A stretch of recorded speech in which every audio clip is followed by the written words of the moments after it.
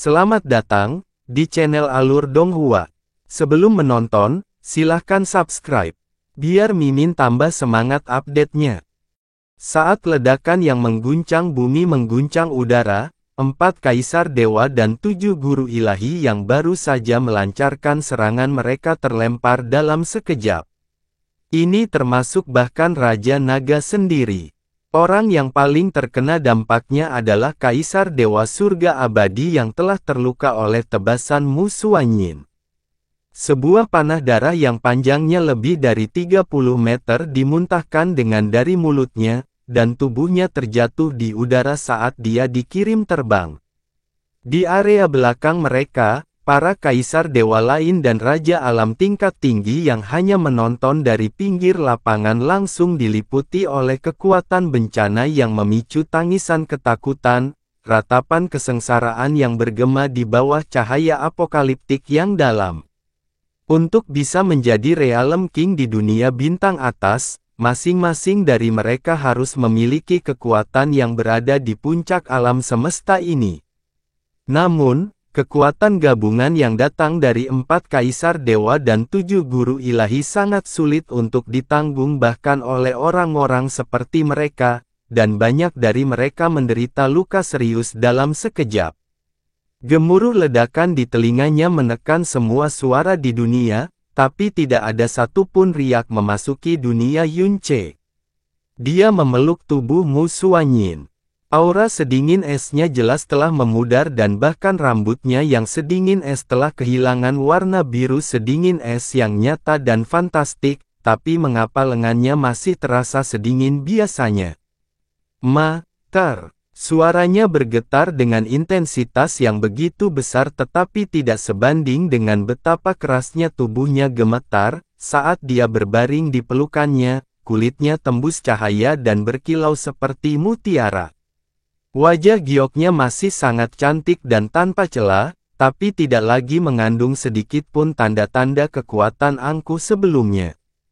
Bahkan, raut wajahnya terlihat begitu sedih dan cantik hingga mampu meluluhlantakkan hati dan jiwa seseorang.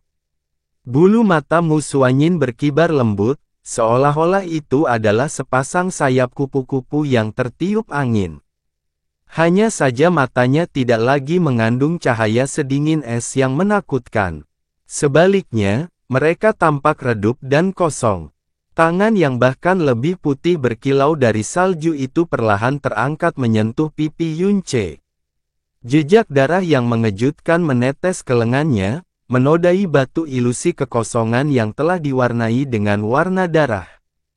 Hidup di. Suaranya lemah dan tipis seperti kabut dalam mimpi dan 2 kata pendek itu menghabiskan sisa cahaya dingin yang tersisa di matanya. Tangan yang baru saja menyentuh pipi Yunce terjatuh lemas, sambil membawa batu ilusi kekosongan bersamanya. Dia ingin melihat wajah Yunce dengan jelas, ingin memberitahunya bahwa dia tidak ingin mereka menjadi murid dan guru lagi di kehidupan selanjutnya, namun, takdir bahkan tidak mau mengabulkan permintaan terakhirnya. Meski giginya retak, satu demi satu, Yunce tidak merasakan sakit apapun. Dia membungkuk dan memeluk erat tubuh Mu Suanyin yang benar-benar tak bernyawa saat hatinya dicabik-cabik oleh pisau paling kejam dan paling jahat di dunia berulang kali. Matanya kehilangan semua warnanya dan hanya kegelapan suram yang mengerikan yang tersisa di matanya. Namun, air mata mengalir dari matanya seperti air dari bendungan yang jebol saat membasahi wajahnya. Dia tidak dapat menghentikan mereka. Dia secara pribadi telah menyaksikan bintang kutub biru menjadi debu, menyebabkan dia kehilangan seluruh keluarganya, tapi dia tidak menangis karena itu adalah semacam keputusasaan tanpa air mata. Itu seperti mimpi buruk yang terlalu kejam, peristiwa yang begitu gelap dan redup hingga terasa seperti ilusi. Namun, kehidupan Mu Suanyin perlahan-lahan surut dalam pelukannya, membuatnya bahkan keinginannya untuk memperlakukannya sebagai mimpi buruk ilusi hanyalah keinginan yang berlebihan. Isak tangis yang pelan dan dalam itu dipenuhi dengan rasa sakit dan kesedihan yang tak terhingga, seperti seekor anjing liar yang mengalami patah tulang di sekujur tubuhnya. Terakhir kali dia menangis tak terkendali adalah ketika dia menemukan Chu Yue-chan dan Yun Wuxin sekali lagi. Pada hari itu adalah pertama kalinya dia benar-benar merasa bersyukur kepada surga. Pertama kalinya dia benar-benar menghargai keindahan dunia ini. Faktanya, semua kejahatan dan kesulitan di dunia tampak begitu kecil dan tidak berarti baginya pada hari itu. Namun kali ini, air matanya memberitahunya betapa dingin dan kejamnya dunia ini, betapa menyedihkan dan kejamnya takdir. Batu ilusi kekosongan yang berlumuran darah telah jatuh ke telapak tangannya dan dia menggenggamnya erat-erat. Ini adalah satu-satunya secercah harapan yang tersisa baginya. Dia ingin menyerahkannya pada Mu Xuanyin, tapi dia dengan keras kepala mengembalikannya padanya. Hidup terus, itu adalah kata-kata terakhirnya, keinginan terakhirnya. Di angkasa yang jauh, cahaya yang dalam akhirnya menghilang.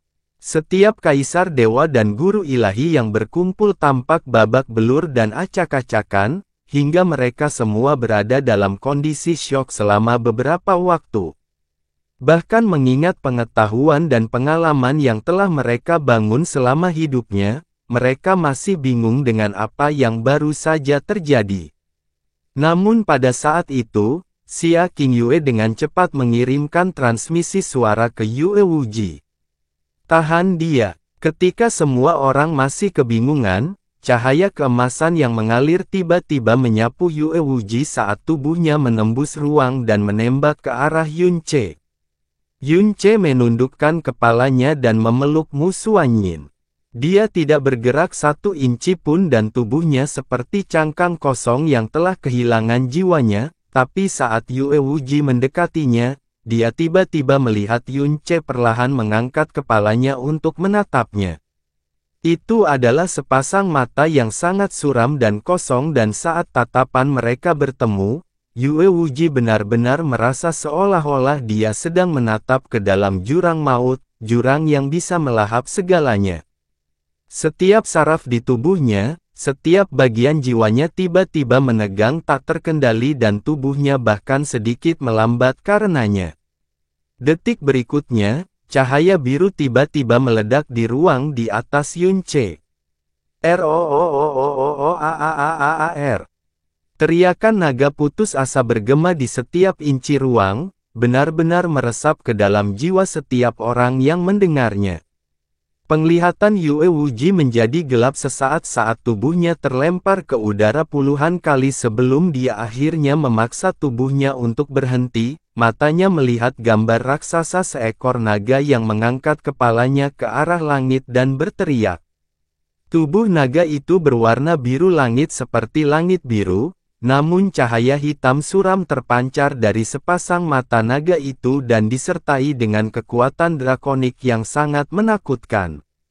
Di bawah kekuatan drakonik ini, Yue Wuji, Dewa Bulan nomor 1 di alam Dewa Bulan, yang hanya kalah dengan Kaisar Dewa Bulan sendiri, dapat dengan jelas merasakan ketakutan yang gelap dan dingin menyebar ke seluruh tubuhnya. Dan ketakutan ini sebenarnya membuatnya tidak berani untuk mengambil satu langkah maju untuk jangka waktu tertentu.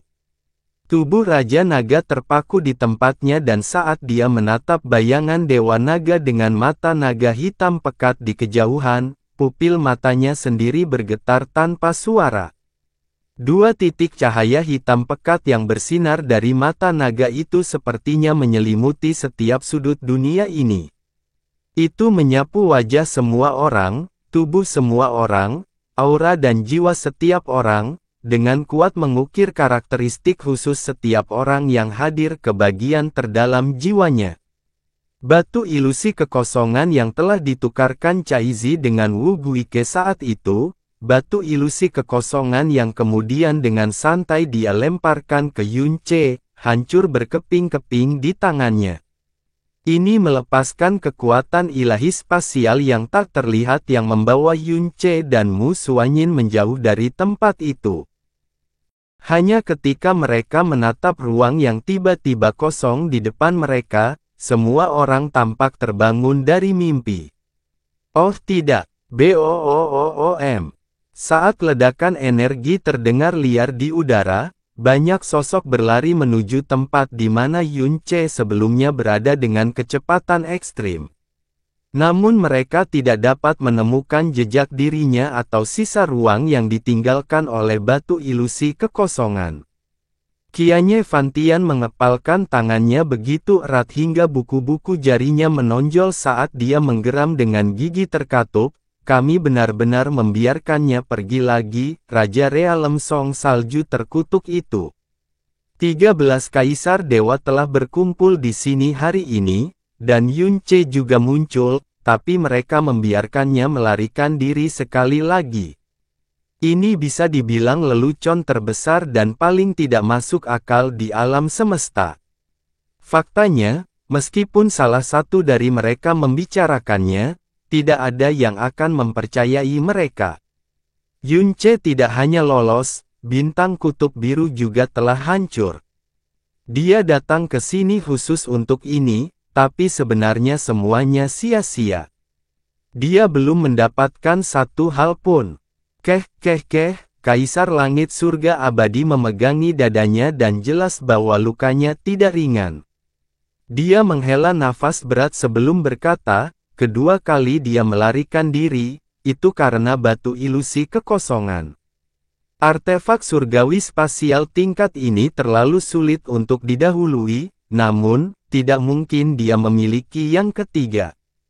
Saat dia memikirkan pupil hitam pekat yang terpantul di mata Yunce ketika dia melarikan diri dan mata naga hitam yang bahkan menyebabkan jantungnya berdebar sesaat, dadanya naik turun dengan keras dan dia berkata dengan suara yang dalam, keluarkan kembali perintah ini, kita harus bunuh dia bagaimanapun caranya, mengingat kekuatannya, dia pasti berada pada kondisi terakhirnya.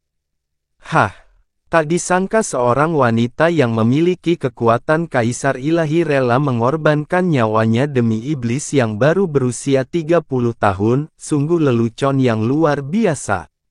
Kaisar Dewa Laut Selatan berkata dengan suara rendah.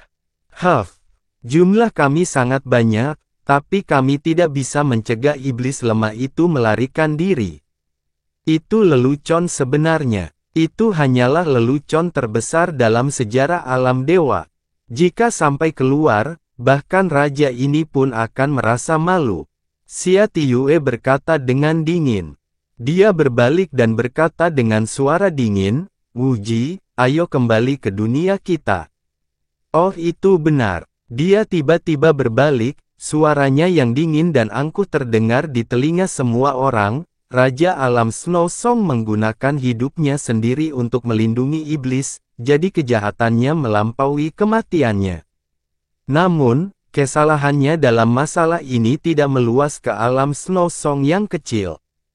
Raja ini berhutang budi kepada Alam Snow Song, jadi jika ada yang berani menyakitinya karena masalah ini, jangan salahkan raja ini karena tidak sopan.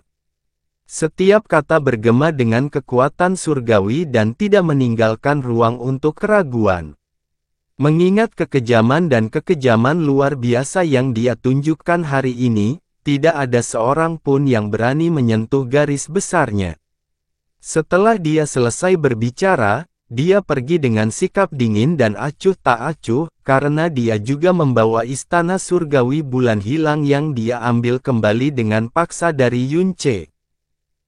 Perintah untuk mengejar dan membunuh Yunce sekali lagi terdengar di seluruh wilayah ilahi timur dengan sangat mendesak dan dengan cepat menyebar ke wilayah ilahi barat dan wilayah ilahi selatan sesudahnya. Sekarang, tidak ada seorang pun di 3 wilayah dewa yang masih tidak menyadari bahwa Yunce telah menjadi iblis dan telah melakukan kejahatan keji dan tidak dapat dimaafkan. Terlebih lagi, karena dia memiliki kekuatan suci dewa jahat, jika mereka tidak membunuhnya sesegera mungkin, dia pasti akan menjadi ancaman besar di masa depan. Pergolakan yang terlalu kejam selama periode ini sepertinya memberitahu semua orang di alam dewa bahwa memusnahkan iblis Yun-che sekarang adalah prioritas utama semua orang, sebuah masalah yang melampaui segala hal penting lainnya. Adapun kejahatan berat dan keji macam apa yang sebenarnya telah dia lakukan, itu hampir tidak disebutkan oleh kerajaan manapun. Adapun berita kembalinya Kaisar Iblis dan Yun-che menyelamatkan dunia, tidak ada satu kata pun yang dirilis, tidak ada satu kata pun. Ini terbatas pada kerajaan saja. Setelah mereka menyaksikan sikap yang diambil oleh dunia raja, dunia bintang atas yang mengetahui kebenaran semuanya dengan patuh memilih untuk tetap diam bahkan tanpa perlu diingatkan. Karena saat ini, yang bisa menentukan nasib seseorang bukan lagi Jie Yuan dan Yun-che, melainkan Raja Kerajaan. Selanjutnya, di antara semua kerajaan, orang yang paling gigih dalam mengejar Yun-che adalah alam dewa surga abadi. Dalam kurun waktu 1 hari yang singkat, Kaisar Langit Surga Abadi secara pribadi telah mengeluarkan 6 suara surga abadi. Dia telah kehilangan sejumlah besar esensi darahnya selama upayanya untuk menghancurkan jalur merah. Dia telah kehilangan setengah tangannya ketika bertarung dengan Mu Suanyin dan setelah itu, dia terluka parah oleh restorasi bintang bulan Yun-che. Tapi dia sepertinya tidak punya niat untuk mengobati lukanya. Dia tidak hanya secara pribadi memberikan perintah tersebut dan membuat pengaturan yang tepat, dia juga secara pribadi bergegas ke tempat kejadian di mana mereka menemukan petunjuk atau jejak samar keberadaan Yun-che. Seolah-olah dia perlu menyaksikan sendiri kematian Yun-che sebelum dia bisa melakukannya, akhirnya bisa merasa nyaman. Hadiah yang dia tawarkan juga sangat luar biasa. Orang yang memberikan informasi akan diberi hadiah kristal ilahi dalam jumlah besar dan siapapun yang membantu atau melakukan tindakan menangkap atau membunuh Yun-che akan selamanya diakui sebagai murid alam dewa surga abadi. Tidak peduli seberapa biasa latar belakang seseorang atau betapa rendahnya status seseorang, jika mereka mampu membantu menangkap atau membunuh Yun-che, mereka akan menjadi anggota kerajaan dalam semalam. Godaan ini tidak diragukan lagi sama besarnya dengan langit itu sendiri, dan ini menyebabkan banyak praktisi mendalam menjadi gila. Hal ini terutama berlaku bagi para praktisi mendalam yang berasal dari alam bintang rendah atau menengah. Mereka dengan gila-gilaan mencari kemana-mana karena didorong oleh mimpi indah, untuk bisa memasuki kerajaan dalam kurun waktu 1 hari. Mereka praktis benar-benar lupa bahwa, Yun-che, yang menempati posisi pertama dalam Conferred God Battle selama konvensi dewa yang mendalam, pernah menjadi kebanggaan dan kegembiraan semua dunia bintang rendah dan menengah ini. Upaya dan tekad surga abadi Dewa Kaisar untuk membunuh Yun-che begitu tegas dan tegas sehingga mengejutkan semua orang yang mendengarnya. Namun, Kaisar Dewa Surga Abadi tidak pernah mengungkapkan ramalan mengerikan itu kepada orang lain, dan dia juga melarang 3 tetua misteri surgawi untuk mengumumkannya kepada publik. Bunuh Yun-che, untuk waktu yang sangat lama setelah kejadian ini, inilah 3 kata yang paling sering terdengar di alam dewa. Di timur jauh, di planet alam bawah yang tandus dan hampir tak bernyawa. Seorang pria duduk meringkuk di tanah yang retak dan layu. Jubah putihnya berlumuran darah dan meskipun darahnya sudah lama mengering, dia tidak menyadarinya. Dia memeluk erat seorang wanita yang mengenakan jubah bersalju di pelukannya. Tapi lambang Ice Phoenix yang mewakili status paling agung dalam alam Snow Song telah sepenuhnya diwarnai dengan darah. Dia memeluk wanita itu dengan erat. Matanya kosong dan dia tidak bergerak sedikit pun. Dia mirip patung tak bernyawa, lukisan suram dan menyedihkan. Dunia ini sunyi dan sunyi, jadi tidak ada yang mengganggu mereka. Waktu berlalu dengan tenang dan dia tidak tahu berapa lama waktu telah berlalu. Mungkin sudah beberapa jam, beberapa hari, atau mungkin sudah beberapa tahun. Hingga angin kering mulai bertiup, menutupi lukisan suram ini dengan lapisan pasir dan debu. He Ling muncul dan dengan lembut berlutut di samping Yun Ce. Dia mengulurkan tangan, tetapi saat dia hendak menyentuh ujung jubahnya, dia perlahan menariknya kembali. Dia telah dengan jelas menyaksikan semua yang terjadi selama beberapa hari terakhir. Dia adalah seorang pahlawan yang menyelamatkan dunia, seorang anak dewa yang dipuja oleh seluruh alam semesta. Tapi saat dia selesai menyelamatkan dunia, semua ini diambil darinya dalam waktu satu malam dan dia bahkan menjadi iblis yang dikejar oleh seluruh alam semesta. Ironis sekali, sungguh menyedihkan. Dia adalah orang yang paling dekat dengan jiwa Yun Ce dan rasa sakit, kesedihan, dan keputusasaan yang dia rasakan, bahkan menyentuhnya sedikit pun sudah cukup untuk menyebabkan rasa sakit yang luar biasa, rasa sakit yang membuatnya merasa jiwanya terkoyak. Di dunia roh kayu, alam semesta ini selalu kejam. Hal ini terutama berlaku untuk He Ling, orang tua dan sanak saudaranya semuanya meninggal satu persatu karena keserakahan ras lain. Bahkan anggota keluarga terakhirnya, He Lin, yang memegang harapan terakhir rasnya, juga telah meninggalkan alam semesta ini selamanya dan dia bahkan tidak bisa melihatnya untuk terakhir kalinya. Dia awalnya berpikir bahwa tidak ada di dunia ini yang lebih kejam atau lebih menyedihkan daripada ini. Tetapi, Tuan, dia berkata dengan lembut, biarkan tuanmu beristirahat dengan baik. Yun Ce tidak memberikan respon apapun. He Ling tidak mengatakan apapun setelah itu. Dia hanya duduk diam di sisinya. Saat itu, Shen Si telah memberitahunya bahwa Yun Ce adalah orang yang sangat spesial lebih dari sekali. Jika praktisi lain memiliki bakat bawaan dan nasib baik Yun Ce, itu pasti akan melahirkan ambisi dan kehausan akan kekuatan di hati mereka yang hanya akan semakin kuat. Namun dia tidak memiliki hal-hal itu. Sebaliknya, apa yang paling dia rasakan darinya selama dia tinggal di tanah terlarang samsara adalah kepedulian dan kekhawatiran. Dia menghargai hubungan lebih dari dia menghargai pengejaran kekuasaan atau cara yang mendalam, dan nilai yang dia tempatkan pada hubungan jauh lebih tinggi daripada nilai yang dia tempatkan pada dua hubungan terakhir. Meskipun dia telah menjadi terkenal di seluruh alam dewa, dia tidak memiliki satu pemikiran pun untuk meninggalkan alam rendah dan dia bahkan telah berpaling dari semua wortel yang tergantung di depannya oleh alam raja, karena keluarganya berada di alam rendah, dia tidak akan tinggal di alam dewa. Terlebih lagi, motifnya datang ke alam dewa bukanlah untuk mengejar level yang lebih tinggi. Itu hanya demi menemukan seseorang yang dia sayangi. Ya, bahkan setelah dia menjadi anak Dewa Mesias dan dia dapat berbicara dengan semua kaisar Dewa Agung secara setara, hal yang paling penting baginya tetaplah keluarganya, istrinya, putrinya, dan kekasihnya. Namun karena alasan inilah Dewa Bintang Pembantai Surgawi telah menjadi bayi jahat karena dia, dan juga bersedia berangkat ke alam rendah bersamanya selamanya.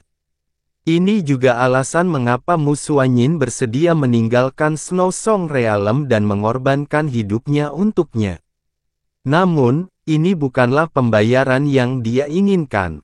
Sebagai seseorang yang hidupnya terikat dengan Yun Ce selama beberapa tahun terakhir, Yun Ce yang diamati He Ling persis seperti yang dijelaskan Shen Si. Namun hal-hal yang paling penting baginya dalam hidupnya telah hilang. Semuanya. Setetes air sedingin es jatuh dan mendarat di wajah He Ling, menyebabkan dia mengangkat kepalanya untuk melihat ke langit yang diam-diam meredup pada suatu saat. Semakin banyak tetesan air yang mulai berjatuhan, Tiba-tiba hujan mulai turun di dunia yang biasanya kering dan pecah-pecah ini. Selanjutnya, hujan ini semakin deras, dan berubah menjadi hujan lebat dalam sekejap mata. Hujan deras membasahi jubah bersalju wanita itu dan membasahi rambut panjangnya, rambut yang tidak lagi memiliki cahaya sedingin es. Pria itu masih tetap tidak bergerak, seolah-olah dia hanyalah cangkang yang kehilangan jiwa dan indera peraba. "Tuan," suara Isaac Helling terdengar di tengah hujan lebat. "Tuanmu sebenarnya adalah orang yang sangat sombong, jadi dia tidak pernah rela membiarkan rambutnya berantakan, terutama saat dia berada di depan Tuan." Jadi, mata Yun Ce yang redup dan bingung mulai sedikit gemetar saat tangan yang menggenggam erat Mu Suanyin mulai bergetar tanpa suara. Sosok Mu Suanyin perlahan mulai muncul di mata yang telah kehilangan warnanya untuk waktu yang lama. Meskipun dia benar-benar kehilangan nyawanya, dia tetap terlihat secantik dewi tak bercacat dalam sebuah lukisan. Siapapun yang melihatnya akan terukir gambarnya di hati mereka selamanya dan mereka tidak akan pernah bisa melupakannya. "Guru, tidak, dia bukan tuannya. Bukankah Raja Alam Song Salju? Itu adalah orang yang telah mengusirnya keluar dari sekte, orang yang telah mengorbankan nyawanya dan alam Snow Song demi dia. Itu adalah Mu Suanyin yang lengkap dan utuh, yang pikiran dan niatnya tidak dipengaruhi oleh seseorang, kalau tidak, Mu Suanyin yang menjadi miliknya sendiri. Namun, mengapa hal indah itu hanya bertahan sesaat? Itu seperti gelembung warna-warni cemerlang yang muncul dalam sekejap. Dia perlahan menegakkan tubuhnya dan berdiri, gerakannya sangat lambat dan kaku, seperti boneka kayu yang talinya telah dipotong. Cahaya yang sangat besar melintas sebentar sebelum peti mati kristal yang bersinar dengan kilau samar muncul di depannya. Ini adalah peti mati keabadian yang pernah ditiduri Honger bertahun-tahun yang lalu. Hujan semakin deras, semakin deras. Rambut basah kuyup menghalangi pandangannya dan seolah tak bisa merasakan suhu air hujan yang turun di tubuhnya. Dia berlutut di tanah dan membungkukkan tubuhnya ke depan sambil dengan sangat lembut dan perlahan menempatkan tubuh Mu Suanyin ke dalam peti mati keabadian. Tangannya gemetar saat dia menekan tubuhnya dan melepaskan energi mendalam cahaya putih pucat, membersihkannya dari semua noda darah dan kotoran sekaligus menghilangkan semua hujan dan kelembapan di tubuh dan pakaiannya. Saat dia mengangkat tangannya lagi, peti mati keabadian perlahan menutup dengan cincin lembut, sama seperti hati dan jiwa Yun Ce yang tersegel. "Demi Dewa Bintang Pembantaian Surgawi, meskipun kamu sangat sadar bahwa kamu pasti akan mati, meskipun kamu sangat sadar bahwa kamu bahkan tidak bisa menyelamatkannya, kamu masih berlari melintasi jarak yang sangat jauh untuk mencapai alam Dewa Bintang. Dan kamu menggunakan kekuatan yang kamu tukarkan dengan nyawamu agar semua orang itu bisa mati bersamamu. Sungguh menakjubkan dan mengesankan, betapa mengharukan. Anda meninggal dengan bahagia dan mengerikan. Anda meninggal dalam kematian yang disebabkan oleh emosi yang mendalam. Anda melakukan hal yang benar oleh Dewa Bintang Pembantaian Surgawi Anda. Namun, tahukah Anda berapa banyak orang yang telah membayar harga hanya untuk memastikan bahwa Anda tetap hidup? Berapa banyak darah dan usaha yang dilakukan orang-orang ini untuk menyelamatkan hidup Anda? Mereka mengambil risiko besar dan bahkan hampir mempertaruhkan masa depan seluruh alam bintang untuk memberi Anda kesempatan berlindung di alam Dewa Naga. Namun kamu masih ingin segera menuju kematianmu sendiri meskipun mengetahui bahwa kamu akan mati. Sudahkah kamu melakukan hal yang benar? Apakah kamu sudah melakukannya dengan benar? Apakah kamu sudah melakukan hal yang benar terhadap istri dan anggota keluargamu yang sedang menunggu kepulanganmu di alam bawah? Selain Dewa Bintang Pembantaian Surgawi, siapa lagi yang pernah kamu lakukan dengan benar? Kamu tidak diperbolehkan memanggilku Tuan. Mu Xuanyin sekali lagi menyegel bibirnya saat dia berteriak, aku menganggapmu sebagai muridku, mengizinkanmu menggunakan danau surgawi Netherfrost sesukamu, menganugerahkan kepadamu sumber daya terbaik di seluruh dunia. Untuk membantu Anda dengan cepat naik ke alam kesengsaraan ilahi, saya mengesampingkan segala sesuatu yang berhubungan dengan sekte dan secara pribadi membantu Anda berkultivasi, tidak meninggalkan sisi Anda sepanjang malam, tapi beginilah cara Anda membalas saya. Beginilah caramu membalas alam Snow Song. Aku, Mu Xuanyin, tidak memiliki murid bodoh sepertimu. Itu adalah teguran paling keras yang pernah diberikan Mu Xuanyin padanya. Sorot matanya pada hari itu, kemarahannya dan teguran keras yang melekat dalam setiap kata yang dia ucapkan adalah hal-hal yang Yun Ce tidak berani lupakan. Tapi kenapa, apakah kamu? Sebagai seorang master, Anda melakukan kesalahan yang sama persis dengan murid Anda, tidak? Anda melakukan kesalahan yang lebih konyol dan lebih parah. Dengan kilatan cahaya yang mendalam lainnya, dia mengirim peti mati keabadian ke dalam tabut mendalam primordial, karena dia tahu bahwa Mu Xuanyin paling menyukai warna biru. Di dalam dunia primordial mendalam dia akan dapat melihat langit biru tanpa batas, dan bukan cahaya hijau lumut abadi yang menyinari dunia mutiara racun langit. Keberadaan Mu Xuanyin lenyap dari matanya dan pada saat itu, baik mata maupun dunianya tiba-tiba menjadi kosong. Dia perlahan berjalan dengan susah payah ke depan saat dia menyambut hujan lebat. Langkah kakinya kaku dan lambat, seperti langkah seorang lelaki tua yang sudah melewati masa jayanya. Matanya begitu kusam dan redup sehingga tidak ada sedikit pun cahaya yang terlihat di dalamnya.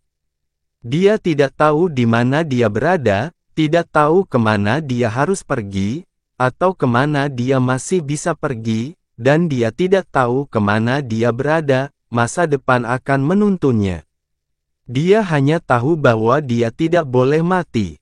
Karena nyawanya telah dibeli oleh Mu Xuanyin sendiri, karena ini adalah keinginan terakhirnya. Tapi kenapa hidup ini begitu menyakitkan, penuh dengan keputusasaan? Tuan, Tuan. Heling mengikuti di belakangnya saat dia terus berteriak kepadanya tetapi dia tidak dapat memancing satu tanggapan pun darinya. Dengan bunyi gedebuk kecil, ujung kakinya tersandung batu yang menonjol, membuatnya terkapar di tanah. Lengannya membentur tanah dengan keras dalam posisi berkerut, membentur batu keras yang terayun pada tali di lehernya, itu adalah batu suara mengkilap yang selalu dia kenakan dan tidak pernah ingin dia lepas. Ayah, Wuxin merindukanmu. Suara lembut dan manis seorang gadis muda terdengar di tengah derasnya hujan sedingin es. Tubuh Yun Ce yang sujud tiba-tiba membeku di tempatnya. Setelah itu, matanya yang suram dan tubuhnya yang kaku mulai bergetar hebat dan bergetar. Seolah-olah seseorang mencengkeram tenggorokannya dengan erat saat suara yang sangat serak dan menyakitkan keluar dari mulutnya.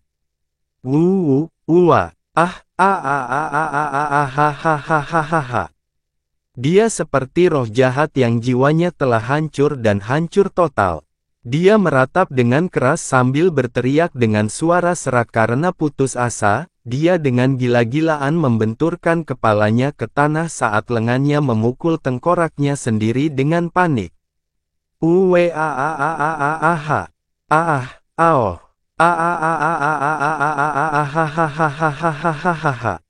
Setiap ratapan semakin melengking dan menyedihkan dan seolah-olah tenggorokannya telah terkoyak seluruhnya.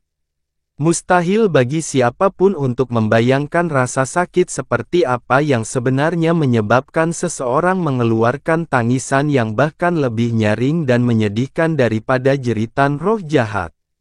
Darah dalam jumlah besar mengalir di kepala, lengan, dan tubuhnya, tetapi dia hampir tidak merasakan sakit apapun saat dia mati-matian membenturkan kepalanya ke tanah.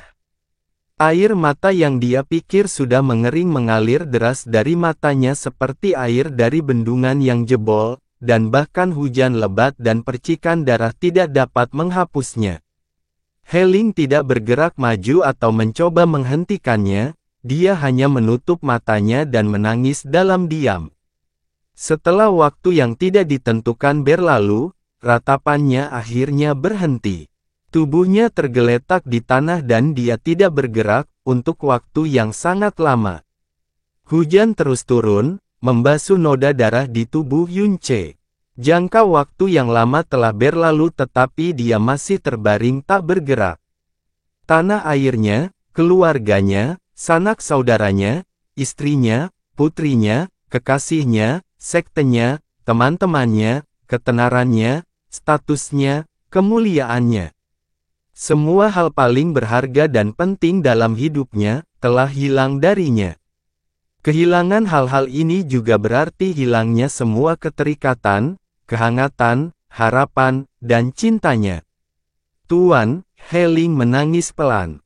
Dia tidak lagi bisa menahan diri dan dia ingin bergegas ke sisinya. Tapi ketika dia akhirnya mengambil satu langkah ke depan, dia tiba-tiba membeku di tempatnya. Setelah itu, kakinya mulai bergerak mundur tak terkendali saat rasa dingin, penindasan, dan teror yang tak terlukiskan menyerang jiwanya. Hehe, hehehe. Tawa yang sangat dalam dan serak terdengar di udara dan terdengar seperti berasal dari kedalaman api penyucian yang sangat jauh. Di dalam genangan darah itu, sosok yang telah tertidur dalam jangka waktu yang lama perlahan bangkit berdiri. Itu disertai dengan energi hitam pekat yang secara bertahap terbentuk, sebelum mulai melonjak dengan liar. Hehe, hehehe, hahaha. Dia dengan kuat mencengkeram wajahnya sendiri dengan jari-jarinya yang terentang dan meskipun wajahnya tertutupi oleh telapak tangannya, ciri-ciri yang terlihat di antara kelima jari itu benar-benar menyeramkan dan menakutkan. Energi hitam melingkari tubuhnya dengan kacau seperti roh jahat haus darah yang menari liar dan tak terhitung jumlahnya. Tidak, aku tidak punya apa-apa. Dia berbicara dengan suara yang sangat dalam dan suram. Suara ini jelas berasal dari orang yang paling akrab dengan He-Ling, tapi terdengar sangat asing dan menakutkan di telinganya. Aku masih punya hidupku, aku masih punya kebencian, hahaha. Hehehe, hahaha. Sambaran petir tiba-tiba jatuh ke tanah tanpa peringatan apapun. Cahaya ungu tua dari petir menyebabkan bayangan hitam pekat muncul di belakang Yunce. Cahaya yang dihasilkan oleh sambaran petir itu menghilang tapi bayangan gelap itu masih tetap ada. Sebaliknya, suara itu mulai berubah dan berubah menjadi menyeramkan seiring dengan suara tawa Yunce, seperti dewa iblis yang jahat dan kejam yang akhirnya mendapatkan kebebasan setelah dipenjara dalam waktu yang lama. He-Ling menatap pemandangan yang terbentang di depannya untuk waktu yang sangat lama. Setelah itu, dia berjalan ke depan dan memeluk Yunce dalam pelukan yang ringan dan lembut. Ketika suara gemuruh terdengar, semua orang tanpa sadar mengangkat kepala dan tercengang dengan apa yang mereka lihat. Langit yang sebelumnya cerah dan tak berawan telah menumpuk lapisan demi lapisan awan gelap dan seluruh alam semesta menjadi gelap dengan cepat karenanya. Kekuatan penindas yang besar menyelimuti alam semesta secara diam-diam dan hal ini menimbulkan kegelisahan yang tak terkendali di hati setiap orang, kegelisahan yang semakin kuat setiap menitnya. Hanya saja, mereka tidak mengetahui perasaan tidak enak apa itu. Awan hitam yang datang begitu tiba-tiba pun pergi secepat datangnya. Awan hitam telah benar-benar tersebar dalam jangka waktu singkat dan meskipun itu sedikit aneh, pemandangan aneh yang berlangsung dalam jangka waktu singkat akan segera terlintas di benak seseorang.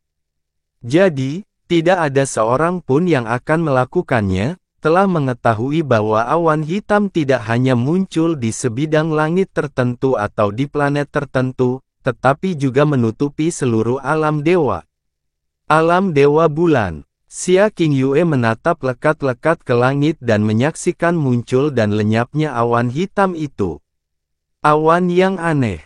Jin Yue, yang berdiri di sampingnya, tidak bisa menahan diri dan berkata, sepertinya 4 tahun lalu ketika Yun, Dia menjerit ketakutan sebelum menundukkan kepalanya dan menutup mulutnya. Ini, gadis pelayan ini terlalu banyak bicara.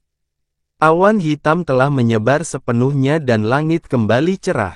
Xia Qingyue berbalik dan perlahan berjalan menuju kamar tidurnya. Saya perlu mengasingkan diri untuk sementara waktu. Sebelum aku keluar dari pengasingan, semua masalah, besar atau kecil, akan diputuskan oleh Yao Yue dan Wu Ji. Kecuali jika masalahnya sangat penting, Anda tidak boleh mengganggu saya. Ya. Jin Yue ternganga dengan ekspresi kaget tapi setelah itu, dia mengakui dengan patuh. Saat Jin Yue memperhatikan sosok Xia Qingyue yang pergi, dia menjadi linglung untuk waktu yang lama.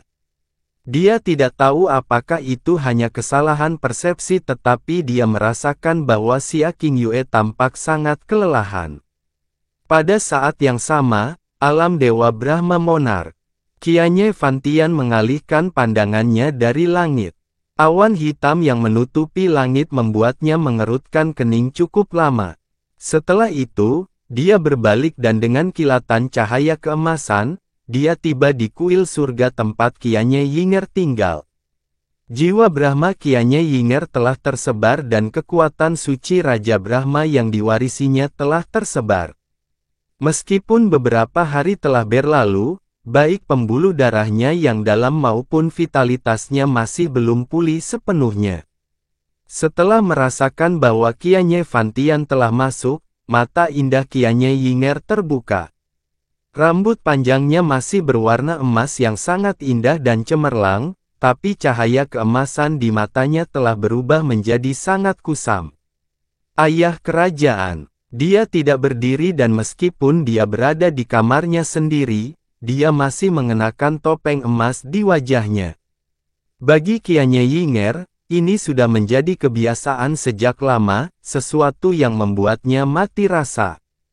Bagaimana pemulihanmu? Qianye Fantian bertanya dengan nada acuh tak acuh. Di masa lalu, aura Qianye Yinger sangat menakutkan sehingga bahkan para kaisar dewa pun kesulitan memahami dan menembusnya. Tapi sekarang, kekuatan suci Brahma Monarch miliknya telah sepenuhnya tersebar dan auranya lemah dan redup. Tapi kekuatannya masih di level alam Master Ilahi dan Guru Ilahi tingkat kelima. Meskipun kesenjangan antara kekuatannya saat ini dan kekuatannya ketika dia berada di puncaknya begitu besar sehingga tidak dapat dipahami oleh orang normal, dia masih berhasil mempertahankan kekuatan seorang guru ilahi tingkat menengah bahkan setelah kekuatan ilahi Raja Brahmanya hilang, yang merisau. Bisa dibayangkan betapa menakutkannya bakat bawaan dan pencapaiannya selama bertahun-tahun.